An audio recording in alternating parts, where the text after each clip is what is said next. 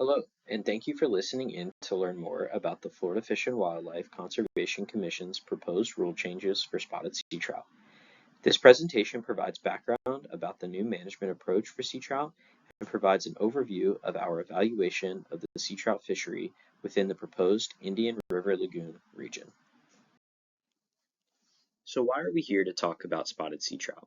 FWC is proposing to implement a more holistic regional management approach for spotted sea trout, similar to the approach used for redfish and snook. This new management strategy will divide the state into 9 management regions, and the sea trout fishery in each region will be assessed using 6 management metrics. This will allow for greater flexibility for addressing smaller scale issues, concerns, and preferences. Using the new approach, staff will recommend regulations based on their evaluation of the sea trout fishery within each of the proposed management regions. Summaries of the evaluation will be captured in each region's annual review, which will be posted online once complete.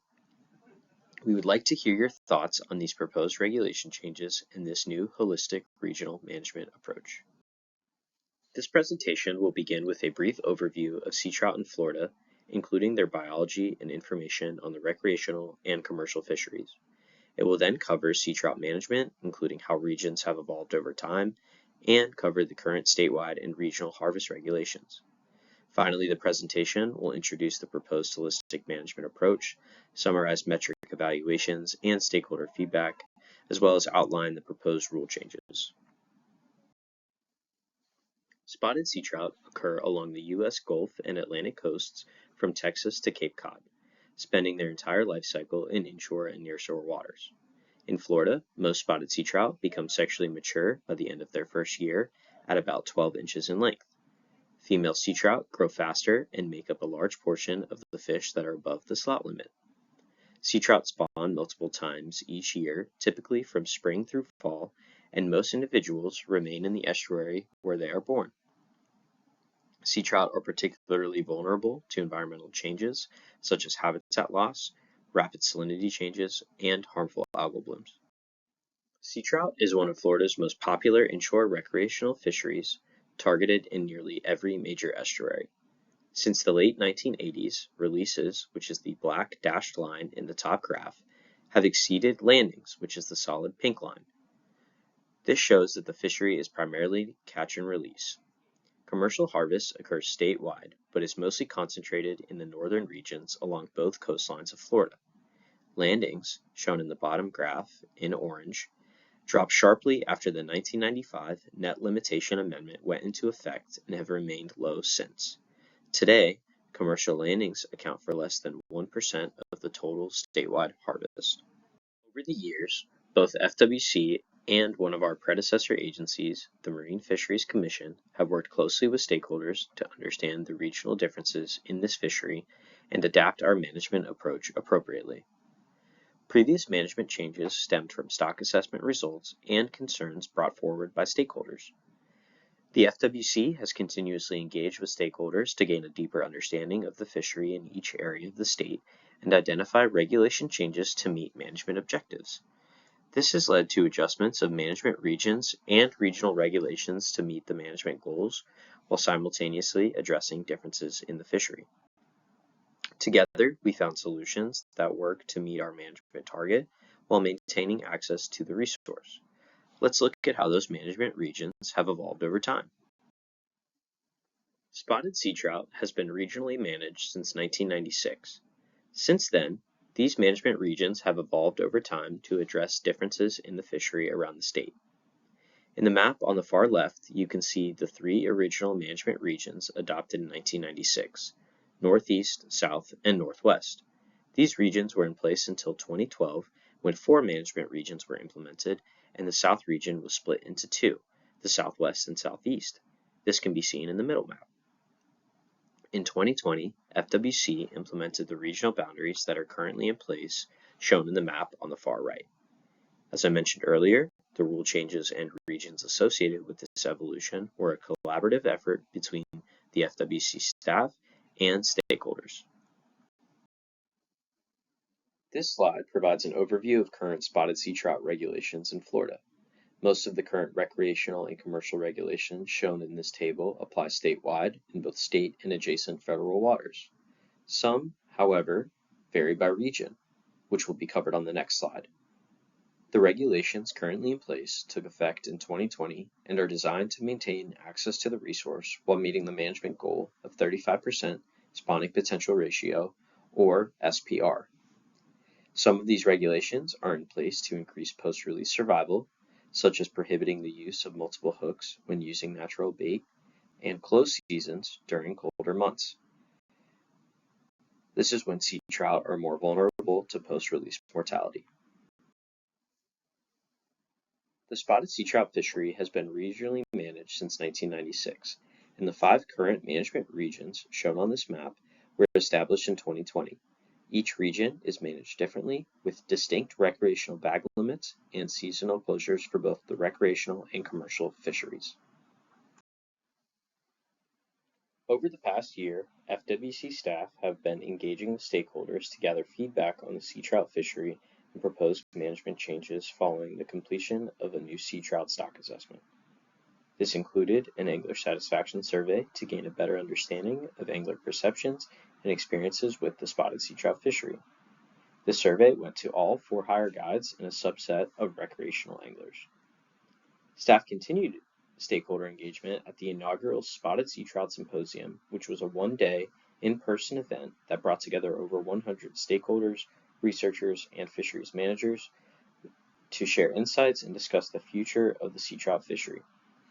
In September, FWC held 19 workshops to introduce the new management approach and gather feedback on potential regulation changes.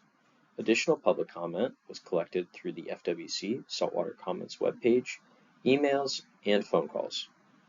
At their November 2025 meeting, FWC commissioners approved the proposed rules to implement the new management approach.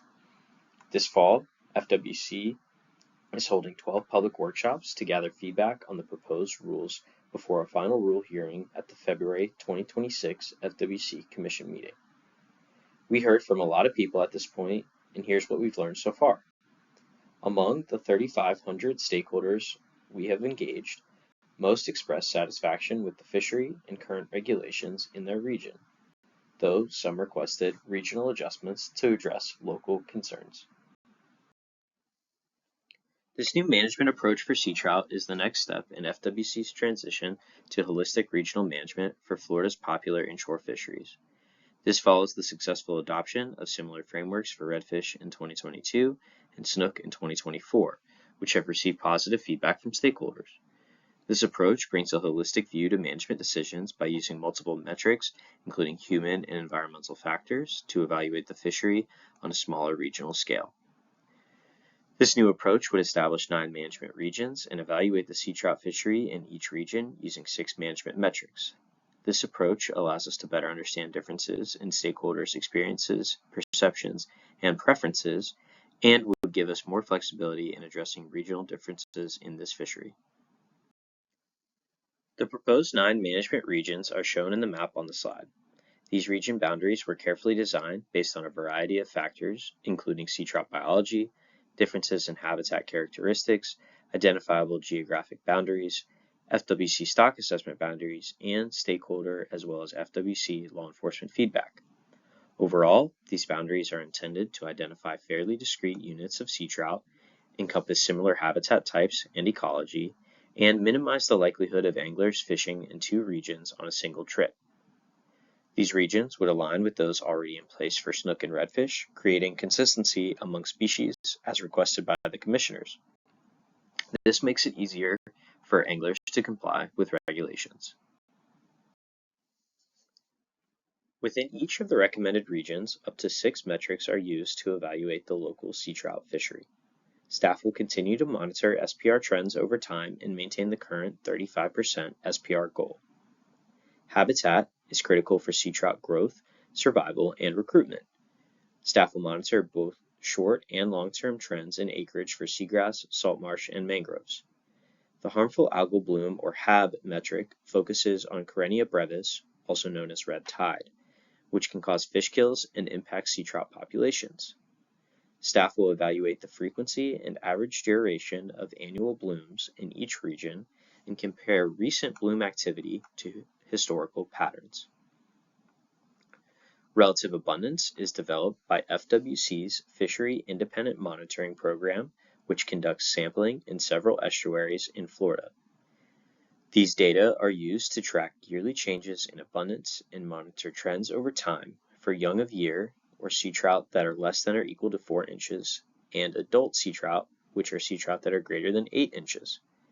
Fishing effort and landing estimates are generated from NOAA's Marine Recreational Information Program, also known as MRIP.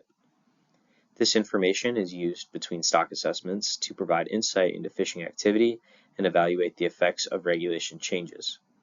Staff will assess this metric by monitoring annual changes and long-term trends. Stakeholder feedback, collected through surveys, workshops, direct communication, and online comments, helps staff better understand angler satisfaction at the regional level.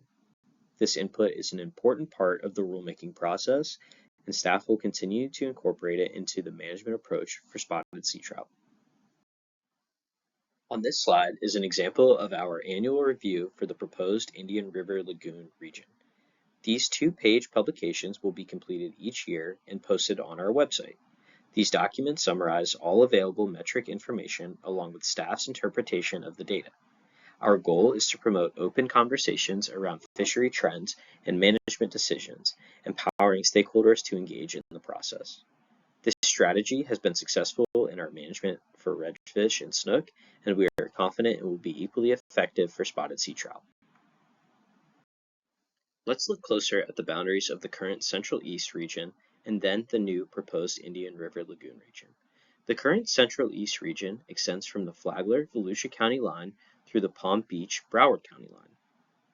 Staff proposed an Indian River Lagoon region that extends from the Lytle Avenue or South Causeway line to the Palm Beach-Martin County line.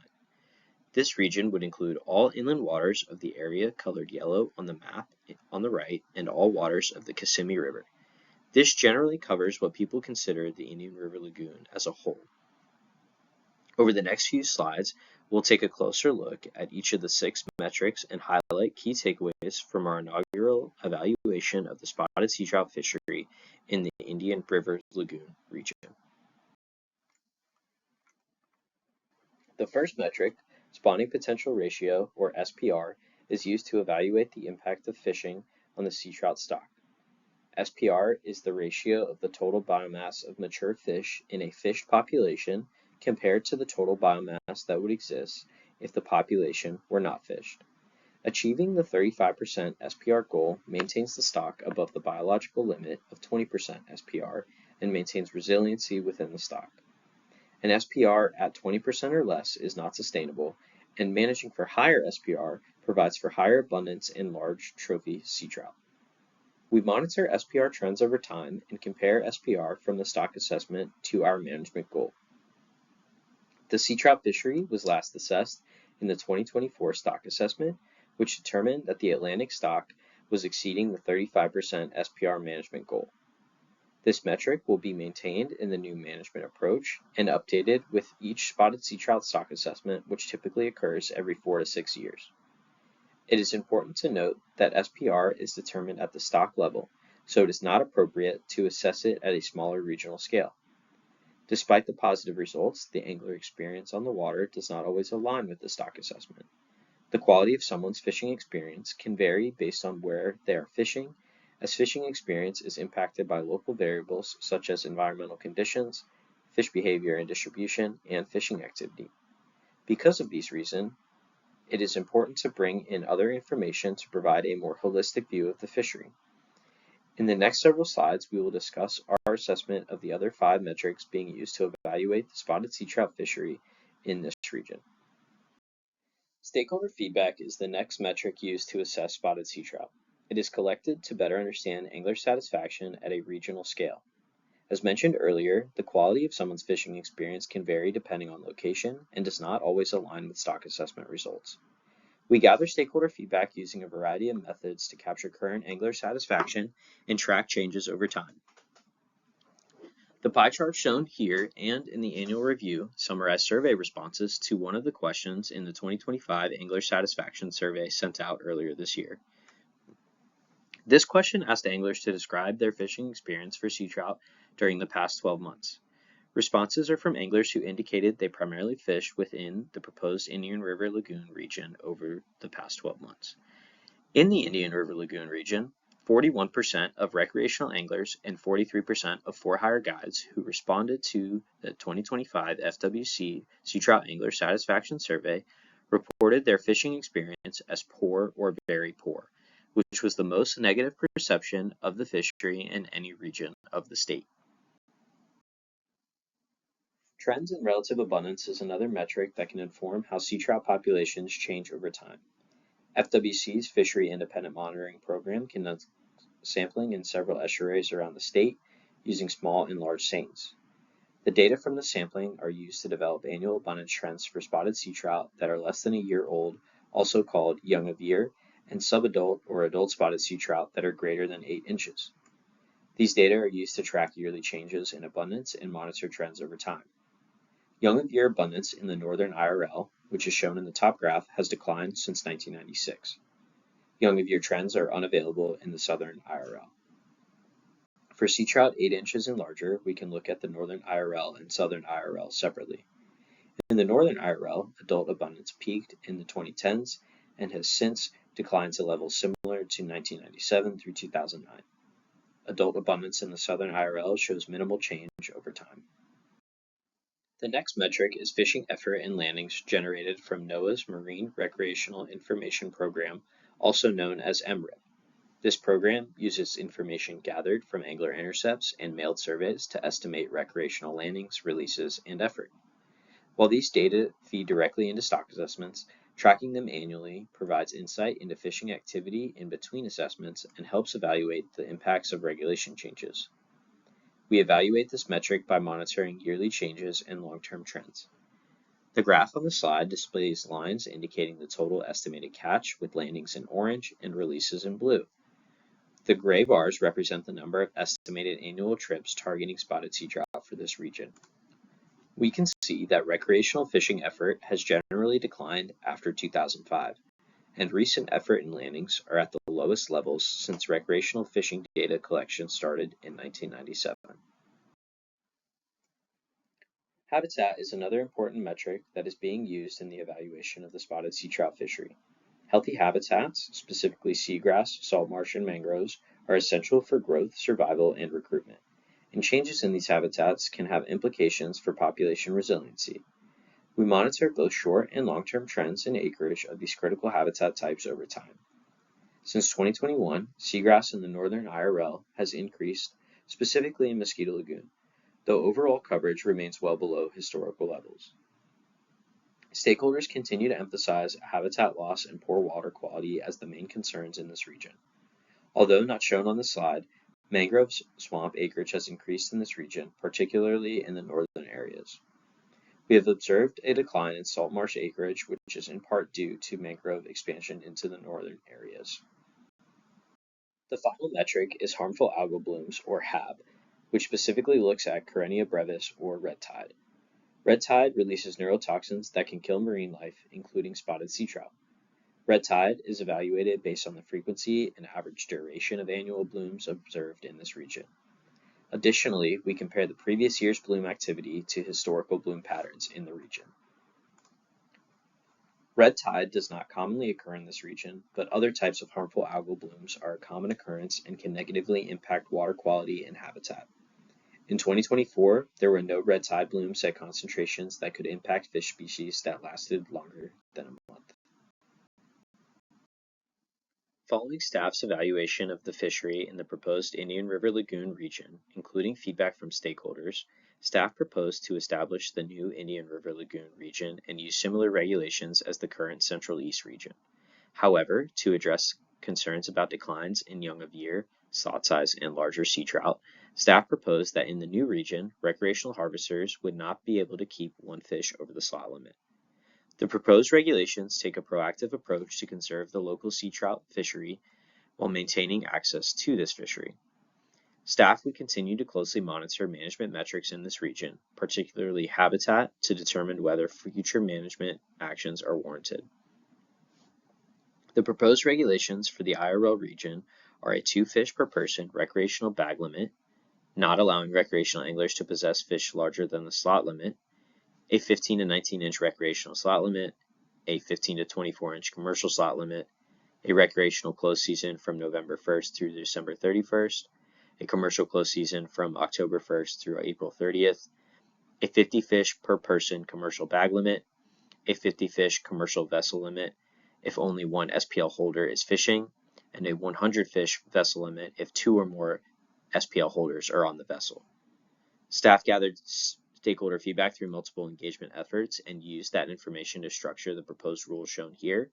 It is important to note that the proposed rules shown here are not final, and they can be revised based on further evaluation of the metrics and public feedback we hear at workshops. This feedback will inform the final proposed rule package that will be presented to commissioners in February.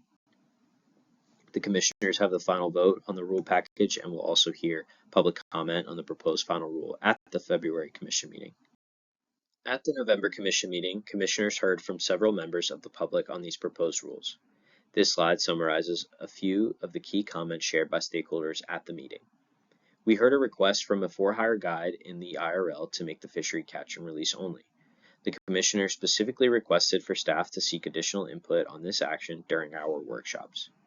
We also heard a request to align commercial and recreational slot size limits. And lastly, there was a request from a commercial harvester for a shorter season in conjunction with an increased bag limit for commercial harvesters in the IRL. The request was to start the season 1 month later and increase the daily bag limit from 50 fish to 75 fish. We are interested in all feedback, but most importantly, we'd like to hear your feedback on the proposed regulations for the new Indian River Lagoon region, which are listed in the table on the slide. Let us know what you think by visiting myfwc.com/saltwater comments and leave us a comment. Please make sure to select spotted sea trout as the topic when submitting the form. Thank you for taking the time to learn more about spotted sea trout and the proposed new holistic management approach and regional regulations. During November and December 2025, FWC held 8 in-person workshops across Florida as represented by the stars on the map, along with 4 regional-focused virtual webinars. This recording is one of 9 recorded presentations that staff created for the proposed management regions. The recordings for each region can be found by visiting myfwc.com/saltwater workshops. If you or someone you know would like to provide comments, there are multiple opportunities to weigh in. You can provide comments through our web form at myfwc.com/saltwater comments or email them to marine@myfwc.com. After evaluating the feedback, we plan to present a final rule proposal to the commissioners at their February 2026 commission meeting. The commission presentation will include a summary of the feedback that we have received through this workshop and other stakeholder engagement efforts. Members of the public will also have the opportunity to comment on the final proposed rules at the February commission meeting. That concludes this presentation. Thank you again for taking the time to listen in. If you have any questions, please feel free to contact staff at marine@myfwc.com.